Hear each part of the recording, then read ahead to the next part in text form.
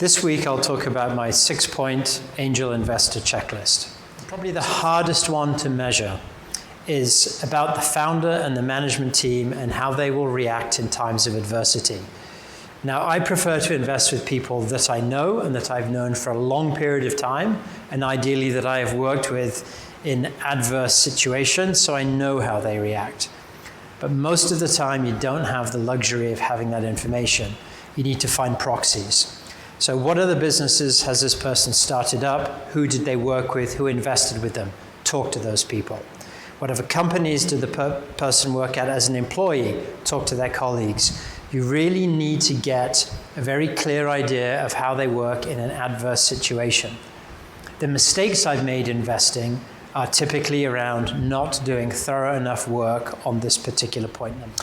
The second point on my checklist is, are the value drivers of the business understood? And here I'm not talking about financial statements. That's one thing entirely different. I'm talking about what actually drives profitability and value of the business. So are they understood by the founder and the management team? Are they tracked? Are they linked to KPIs on the team? And do they actually help drive behavior and therefore driving profit? So that's the second item on my checklist. I often find that the value drivers are understood, but the tracking and the linking and the driving of behavior isn't in place.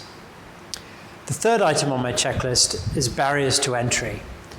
And this may seem a little odd, but as an economist, one studies that you only earn above average economic returns if there is something keeping competition out of the industry. Typically, that's barriers to entry.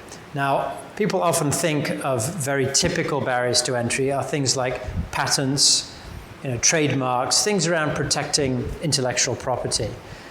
But I would also argue there are more tactical barriers to entry that can be created and that are not as obvious and are quite hard to duplicate. I'll give you an example from my own career some years ago. I worked in the automotive industry. We'd supplied electromechanical and electronic parts to vehicles. Every 4 years, roughly, a vehicle gets redesigned. Now, rather than wait until the procurement department had a specification and a target price and then quote on that and compete against other people, instead, we worked up front. We worked with the engineers redesigning the vehicle. These engineers are always struggling with weight, temperature, and space problems. And we would help work with them to solve those, but all the time developing the spec, and quite frankly, developing a spec which wasn't only good for the vehicle and solve the engineer problem, but was also consistent with our capabilities as an organization to develop and deliver a product. So when it came time for the procurement organization to go out and quote, we already had the inside track. We'd been involved in developing the spec. It was something we knew we could do, and oftentimes, not 100%, but a large percentage of the time, we won the business easily. So barriers to entry, do they exist or are they consciously being created? That's the third point. The fourth point on my checklist is the clear, simple story. So when you first meet a founder of a company and you're thinking about investing, ask him to explain why someone would put money into his company, why a customer would buy his or her product or service. And then also particularly ask, how do you plan to grow the business? How do you plan to scale it across geographies, across different products or services?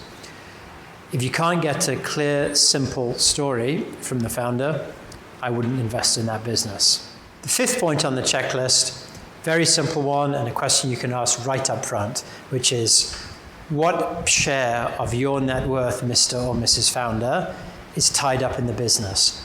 I like to see 100%, 90%, 80%, a very large percentage, because then I know this person will be motivated to make it work and then incentivized to make it work because their future wealth depends on success here. That's the fifth point. And the final point on my checklist is around exit. Always be thinking for yourself from before you make the investment, during the time of the investment, how am I going to exit? And when will that exit happen? My experience is that people think they can invest and they can exit in 3, 4, 5 years. It is often a lot longer than that. I hope this is helpful to you angel investors out there.